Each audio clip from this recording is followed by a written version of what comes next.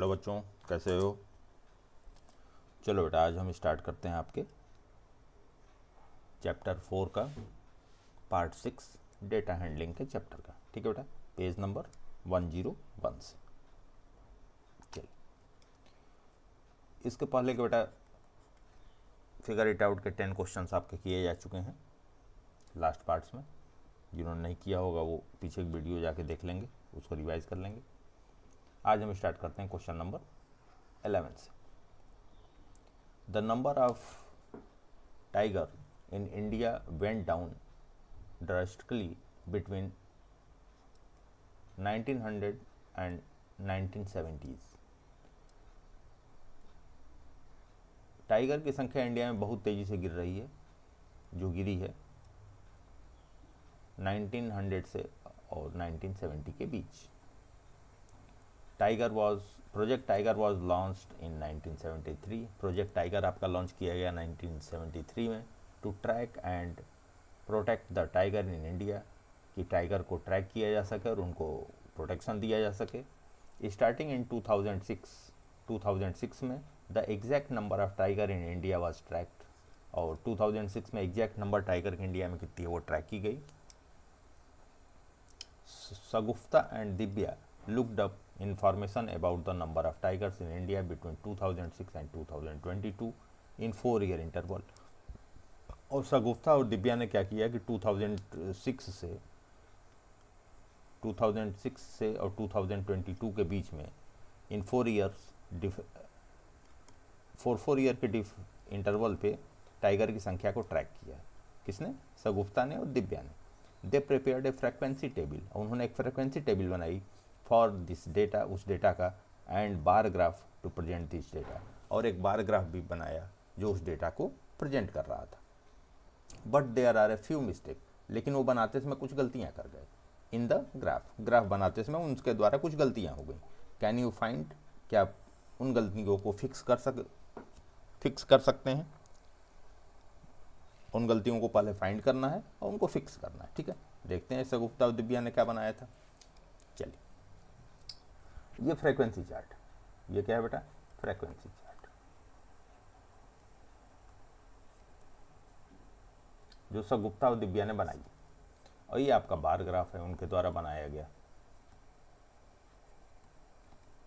ठीक है, उन्होंने जो फ्रीक्वेंसी चार्ट में बनाया है कि 2006 में 1400 टाइगर हैं, 2010 में 1700 टाइगर हैं, 2014 में 2200 टाइगर हैं, 2018 में 3000 टाइगर हैं, 2022 में 3700 टाइगर हैं। इतने आपके टाइगर हैं। उन्होंने फ्रीक्वेंसी चार्ट बना दिया 4 ईयर के इंटरवल पे। जैसे 2006 में देखा, फिर 4 ईयर 2010 में देखा, फिर आफ्टर 4 ईयर 2014 में देखा, फिर आफ्टर 4 ईयर 2018 में, फिर आफ्टर 4 ईयर, मतलब 4 ईयर के इंटरवल पे। अब इसी फ्रीक्वेंसी चार्ट का इन्होंने बार ग्राफ बनाया। इसी फ्रीक्वेंसी चार्ट का इन्होंने क्या बनाया बेटा? Bar graph. बार ग्राफ में ऐसे ही बनाया, नीचे इन्होंने लिख लिया नंबर ऑफ टाइगर्स, इधर लिख दिया ईयर। ठीक है, वर्टिकल में ईयर लिख दिया। अब बार ग्राफ में बनाया। अब देखिए डेटा 2006 में कितना है? 1400। बार ग्राफ में चेक करते हैं। बार ग्राफ में मैंने देखा 2006 में तो ये 1000 के नीचे ही है। इसका मतलब इन्होंने गलत बनाया, क्योंकि टाइगर की संख्या कितनी है? 1400। यहाँ पे बार ग्राफ में कहाँ पे होना चाहिए? 1400 पे। 1400 मतलब यहाँ पे लगभग होना चाहिए। ठीक है, मतलब इतना बार ग्राफ और बना होना चाहिए। ठीक है बेटा, ये मैं कर दे रहा हूँ, ये गलत है, मतलब इतनी दूर और होना चाहिए 1400। अब 2010 का देख लेते हैं। 2010 में कितना है? 1700। 1700 का मतलब ये कहाँ पे है? ये तो 15 पे है, ये थोड़ा सा और ज़्यादा होना चाहिए। 17 मतलब लगभग यहाँ होना चाहिए। इसमें भी मॉडिफिकेशन, इसमें भी चेंजेज हैं।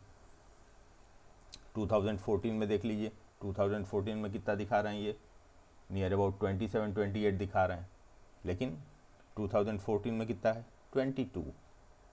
ठीक है, 22 का मतलब ये ग्राफ यहाँ पे होना चाहिए, यहीं तक होना चाहिए।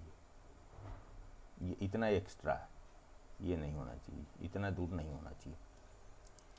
2018 में देख लें, 2018 में 3000 है। 3000 की लाइन तो यहाँ तक आती है, इसको तो और ज़्यादा होना चाहिए, इसको और हमने मॉडिफाई कर दिया, इसको और बड़ा कर दिया यहाँ तक, ठीक है।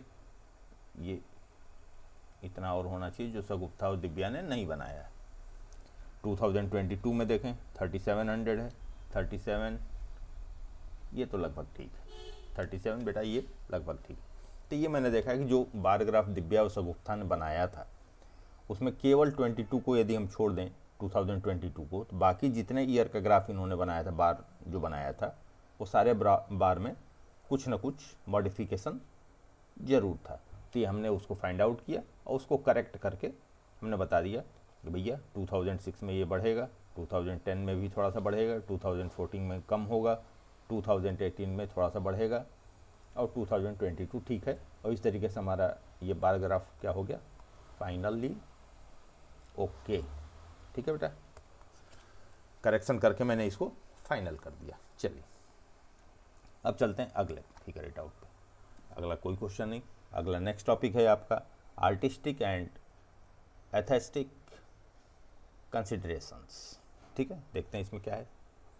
In addition to the step described in the previous section, there are also some other more artistic and aesthetic aspect one can consider when preparing visual presentation of data to make them more interesting and effective। इन्होंने कहा कि पिछले जो हमने bar graph और pictorial बनाया है तो उसको थोड़ा सा आर्टिस्टिक बना देंगे, एस्थेटिक उसमें रहेगा तो उसका विजुअल प्रेजेंटेशन थोड़ा सा बढ़ जाएगा, ठीक है, आर्टिस्टिक बनाने के लिए। आइए, first, when making a visual presentation of data such as pictograph or bar graph, it is important to make to fit in the intended space. सबसे पहले तो ज़रूरी क्या बोला इन्होंने करने के लिए कि आप ऐसा बार ग्राफ या पिक्चोरियल ग्राफ बनाइए कि आपको जो जगह दी गई है बनाने के लिए उसी जगह में वो फिट हो जाए। ऐसा नहीं कि बहुत बड़ा सा बन जाए, बहुत लंबा सा बन जाए, जो हमारे जो सीट हमको मिली उस सीट में आ ही नहीं रहा, इतना बड़ा डेटा मैंने ले लिया। तो उसके लिए स्केलिंग, जो स्केल बनाया जाता है उसकी बहुत बड़ी भूमिका होती है बेटा, स्केल मेजर करने की, मानने की। देखिए आगे, it is important to make to fit in the intended space, this can be controlled. भाई वो तो आप कंट्रोल कर सकते हैं कि हम जो ग्राफ या जो पिक्चोरियल बनेगा हमको हमारे स्पेस में बने, उससे बाहर वो न जाने पाए। कैसे कंट्रोल करेंगे हम? By choosing the scale appropriately. Scale को प्रॉपर अप्रोप्रिएट स्केल को चूज़ करके हम इस चीज़ को कर सकते हैं कि स्केल को मैंने अप्रोप्रिएट चूज़ कर लिया कि हमारे स्पेस में ही वो ग्राफ बन जाए। हमने पहले भी लास्ट में भी क्लासेज में बताया कि कोई भी बार ग्राफ या पिक्चोरियल ग्राफ बना रहे हैं तो उसमें स्केल की बहुत बड़ी भूमिका होती है। Main importance, as we have seen earlier, it is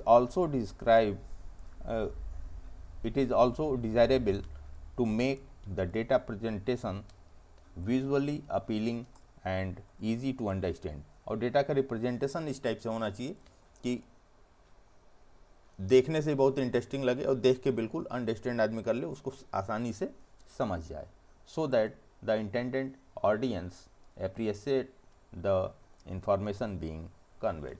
तो जो व्यक्ति उसको देखेगा वो उसकी सराहना करेगा, उसको समझेगा तो उसकी तारीफ करेगा, ठीक है। कि आपने जो डेटा दिखाया भाई उससे हमको ये चीज़ समझ में आ गई। चलिए, let us consider an example. एक एग्जाम्पल के द्वारा हम समझते हैं। Here is an table naming the tallest mountain on each continent. Her continent पे जो सबसे बड़ा माउंटेन है, लंबा, टॉलेस्ट, उसकी एक हाइट के अनुसार एक इन्होंने चार्ट बनाई। जैसे ये कॉन्टिनेंट का नाम लिख दिया, Asia, south America, north America, Africa, Europe, ये सब कॉन्टिनेंट है।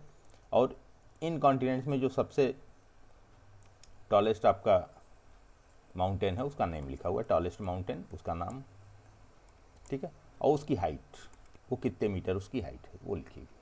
ये एक डेटा हमको मिल गया।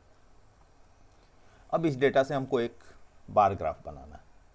इस डेटा से हमको एक बार ग्राफ बनाना। बार ग्राफ तो बनाना हम जानते हैं, लेकिन अब द वे ऑफ प्रेजेंटेशन हम सीखेंगे कि उसको प्रेजेंट करने का तरीका क्या है जिससे और थोड़ा सा इफेक्टिव हो जाए वो। चलिए, अब जो डेटा हमको मिला हुआ है, ये जो डेटा मिला है इससे हमने बना लिया आराम से। ये बनाया भाई, यहाँ पे नीचे हाइट कर दिया, ये नीचे वाले सेक्शन पे हमने क्या कर दिया, हाइट, और इधर आपके माउंटेन के नेम हो गए, नेम ऑफ माउंटेन, और इस बार ग्राफ में मैंने ऐसे ऐसे हॉरिजॉन्टल बार बना के सबको बता दिया कि किस माउंटेन की कितनी हाइट है।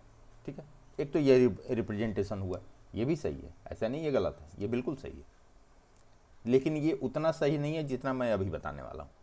आप बोलेंगे सर बार ग्राफ तो बिल्कुल ओके है, मैं भी बोल रहा हूँ ये बिल्कुल ओके है, लेकिन इससे भी अच्छा हो सकता है। कैसे हो सकता है बेटा, देखते हैं।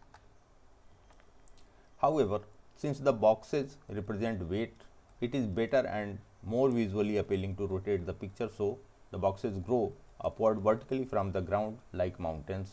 A bar graph with vertical bar is also called a column graph. जो बार ग्राफ होते हैं जो ऐसे होते हैं, ऐसे ऐसे बार ग्राफ देखा होगा ना आपने, इस तरीके से जो बार की तरह होते हैं, ऐसे ऊपर की तरफ वर्टिकली, उनको हम क्या बोलते हैं, कॉलम ग्राफ। और columns are the pillar you find in building that hold up the roof. और कॉलम क्या होते हैं, वो पिलर होते हैं जो आपकी बिल्डिंग में रूफ को होल्ड करते हैं। ठीक है, अब देखिए इसी ग्राफ को, जो ये बार ग्राफ आपने बनाया, इसी ग्राफ को हमने बनाया ऐसे, सेम ग्राफ, वो भी ओके था, ये भी ओके, सेम चीज़ है, बस माउंटेन को हमने यहाँ कर दिया, जो पिछले में हमने हॉरिजॉन्टल बनाया था, यहाँ पे हमने क्या बना दिया, वर्टिकल बना दिया, ये कॉलम ग्राफ की तरह बना दिया। ठीक है, ये ज़्यादा बेहतरीन लग रहा है और ज़्यादा अप्रोप्रिएट है, ज़्यादा सूटेबल है। क्यों सूटेबल है बेटा, क्योंकि माउंटेन की हाइट है, जब हाइट है तो ये थोड़ा सा लॉन्ग उसमें दिख रहा है ना, कि ये हाइट है तो लेंथ में दिख रहा है, इसलिए थोड़ा सा ज़्यादा उसमें। तो जो जिन चीज़ों की आपको हाइट दिखानी हो या ऐसी कुछ दिखानी, ऊंचाई टाइप की चीज़ हो, हाइट टाइप की चीज़ हो, तो उनको आप कॉलम चार्ट में बनाइए, लंबे में। और किसी की लेंथ वगैरह यदि दिखानी है, किसी की लेंथ वगैरह दिखानी है, तो उसको हॉरिजॉन्टल में बनाइए। ठीक है, अब आइए आगे। In general it is more initiative suggestion and visually appealing to represent heights that are measured towards from ground to using bar graph that have vertical bars or columns. यदि आपको हाइट कहीं वो करना है तो आप वर्टिकल बार से दिखाइए। Similarly lengths that are parallel to the ground, और लेंथ यदि दिखानी है जो ग्राउंड के पैरेलल होती है, for example distances between location on earth, भाई लोकेशन ऑन अर्थ, डिस्टेंसेज वगैरह लेंथ की दिखानी है, तो आप कैसे दिखाइए, हॉरिजॉन्टल। ठीक है, ग्राफ में। चलिए figure it out, figure it out का करते हैं। ये पीछे के उससे तो हमको क्लियर हो गया, क्या क्लियर हुआ, यदि हमको हाइट वगैरह दिखानी है तो हमको कॉलम चार्ट की तरह बना देना, कॉलम बना देना है वर्टिकल, और यदि किसी की लेंथ वगैरह का ग्राफ बनाना हो तो वर्टिकल ग्राफ में बना देना। बार ग्राफ ही बनेगा लेकिन वर्टिकल बनेगा। चलिए फिगर इट आउट करते हैं यहाँ पे। Number 1, if you wanted to visually represent the data to the height of the tallest person in each class in your school, would you use a graph with vertical bar और horizontal बार। बोल रहे हैं कि आपको एक bar graph बनाना है जिसमें tallest person in each class, her class में जो सबसे टॉलेस्ट पर्सन वो कितना है उसकी हाइट के हिसाब से बनाना है, तो आप वर्टिकल बार बनाएंगे कि हॉरिजॉन्टल। अभी मैंने बताया कि यदि लंबाई टॉलेस्ट की बात हो रही हो, हाइट की बात हो रही हो, तो हम कौन सा बनाएंगे, वर्टिकल बार। तो इसका आंसर क्या होगा, वर्टिकल बार। ऐसा नहीं कि हॉरिजॉन्टल बार बना देंगे तो गलत हो जाएगा, लेकिन more appealing and for seeing more attractive, here we use vertical bar. Okay, next question number 2, if you were making a table of the longest river on each continent and their length, और यदि river और उसकी length each continent, जैसे mountain का मैंने बनाया उसी तरह रिवर और कॉन्टिनेंट का बनाएंगे, लॉन्गेस्ट रिवर कौन सी है वो बनाना है तो कौन सा बनाएंगे बेटा, हॉरिजॉन्टल, क्योंकि लेंथ है ना, horizontal. Would you prefer to use a bar graph with vertical bar or with the horizontal bar? बता दिया horizontal bar. Try finding out this information and then make the corresponding table and bar graph which continent have the longest river. अब इसका data आपको find करना है book से, other sources से, कि किस कॉन्टिनेंट में सबसे ज़्यादा लंबी रिवर कौन सी है। जितने कॉन्टिनेंट हैं आपके, हर कॉन्टिनेंट का लॉन्गेस्ट रिवर फाइंड कर लीजिएगा और एक डेटा आपका बन जाएगा। उस डेटा से आपको क्या बनाना है, बार ग्राफ। ठीक है, ये आप बोलेंगे कि सर ये डेटा कहाँ से मिलेगा, ये आपको सर्च करना है, ये आपको सर्च करना है। आप चाहे इंटरनेट से सर्च कर लें, चाहे मम्मी पापा से पूछ लें, ब्रदर सिस्टर से पूछ लें। ठीक है, आपको ये सर्च करना है, आपको खुद ढूंढना है। ऐसा नहीं कि हम आपको बता दें, आपको खुद ढूंढना है। ठीक है, हम भी बता सकते हैं लेकिन नहीं, आपको ढूंढना खुद है। चलिए, अगला टॉपिक है बेटा आपका इन्फोग्राफिक्स। क्या है, infographics. When data visualization such as bar graph are further beautified with more extensive artistic and visual imagery, they are called information graphics or infographics। अब बोल रहे हैं कि जो बार ग्राफ हम बनाते हैं उसको थोड़ा सा और आर्टिस्टिक हम बना दें, थोड़ा सा और रियलिस्टिक बना दें, ऐसा वो लगे कि विजुअल देखने में थोड़ा सा और अच्छा लगे, तो इस तरह के जो ग्राफ बनते हैं उसको हम क्या बोलते हैं, इन्फोग्राफिक्स फॉर शॉर्ट, या इंफॉर्मेशन ग्राफिक्स। ठीक है, The aim of the infographics is to make use of attention, attractive and engaging visual to communicate information even more clearly and quickly in a usual pleasing way। और इस तरह का जो information graphics वाले जो graph होते हैं, इनका मेन एम क्या होता है, मेन टारगेट क्या होता है कि देखने में ये अटेंशन ग्रैब करें, इंगेजिंग हों, कम्युनिकेटिव हों, कि देखते ही तुरंत आदमी को लगे कि नहीं इस वाले ग्राफ को देखो, ये इसमें देखो कितना अच्छा दिखाया, और उससे उस व्यक्ति को समझ में भी बहुत ईजिली आ जाए। ठीक है, फॉर एग्जाम्पल अब आपको जो पिछला आपने बार ग्राफ बनाया तो उस बार ग्राफ को देखिए, मैं ऐसे बना रहा हूँ। हमने क्या किया, क्योंकि माउंटेन की हाइट है तो हमने ये ट्रायंगल बना दिया, ये ट्रायंगल बना दिया तो ये थोड़ा सा उससे अट्रैक्टिव दिख रहा है, बार ग्राफ से थोड़ा सा अच्छा दिख रहा है, अपीलिंग दिख रहा है, इंगेजिंग दिख रहा है। ठीक है, उससे ज़्यादा बेटर दिख रहा है ये। अब चलिए, इसकी जगह हमने ऐसे बना दिया, इसकी जगह मैंने ऐसे बना दिया। अब आप बोलोगे कि सर इससे तो अच्छा ये दिख रहा है, ये थोड़ा सा और देखने में अच्छा लग रहा है कि भाई माउंटेन की बात हो रही थी, माउंटेन मैंने बनाया, ये पूरा डेटा भी दिख रहा है कि भाई सबसे ज़्यादा ये है, फिर उससे नीचे ये है, फिर उसके नीचे ये, उसके नीचे ये, और उसी में थोड़ा सा मैंने एक आर्टिस्टिक भी कर दिया। मतलब यहाँ दोनों चीज़ें हो गई, डेटा भी हो गया, इसमें डेटा भी हो गया और आर्ट भी हो गया थोड़ा सा। तो जिसका आर्ट अच्छा होगा वो डेटा का यूज़ करके बढ़िया आर्टिस्टिक डायग्राम बना देगा इस तरीके का। ठीक है, ऐसे भी हम कर सकते हैं इन्फोग्राफिक्स। ठीक है बेटा, यहाँ पे आपका चैप्टर होता है फिनिश डेटा हैंडलिंग का। अब उसकी कुछ समरी, जो पूरा चैप्टर मैंने पढ़ा उसमें जो मेन पॉइंट्स है वो क्या हैं। सबसे मेन पॉइंट, डेटा क्या होता है। Data is a collection of information. Organization of data क्या होता है, जो डेटा को ऑर्गेनाइज हम करते हैं, डेटा को टेबुलर फॉर्मेट में जो हम ऑर्गेनाइज करते हैं, इकट्ठा करते हैं, ऑर्गेनाइज करने का तरीका क्या होता है, यूजिंग द टैली मार्क्स, वो सारी चीज़ें मैंने समराइज़ करके दे दिया। वो फ्रिक्वेंसीज क्या होती हैं, पिक्चोग्राफ क्या होते हैं, ठीक है, बार ग्राफ क्या होते हैं, चूजिंग द स्केल, जो सबसे मेन इंपॉर्टेंट चीज़ है आपका, चूजिंग द स्केल। क्योंकि कोई भी बार ग्राफ या पिक्चोग्राफ जब आप बनाते हैं तो scaling is the main thing जिस पे आपको ध्यान देना होता है कि स्केल क्या चूज़ करो आप। ठीक है, ये बार बार मैं इसको बोल रहा हूँ क्योंकि बार ग्राफ बनाने में इसकी बेटा बहुत ज़्यादा इंपॉर्टेंस होती है। विजुअल अपील, विजुअल अपील का मतलब कि जितनी आप पेंटिंग वंटिंग थोड़ा सा अट्रैक्टिव उसको बना सकते हैं वो आप कर लो। ठीक है, कॉशन क्या है, क्या आपको सावधानियाँ बरतनी है। How ever making visual representation of data fancy can also sometimes be misleading. अब कुछ ऐसा ना ड्राइंग कर देना कि जो डेटा आपको दिखाना है वो डेटा हाइड हो जा रहा है और आपकी आर्टिस्टिक ही ज़्यादा दिख रही है। तो मेन हमको ये देखना है कि हमारा डेटा भी दिखना चाहिए। भाई हमने आर्टिस्टिक तो बनाया लेकिन मेन चीज़ उसमें से गायब हो गई, डेटा रिप्रेजेंटेशन। ठीक है, inference by reading pictograph and हर bar graph accurately we can quickly understand and make.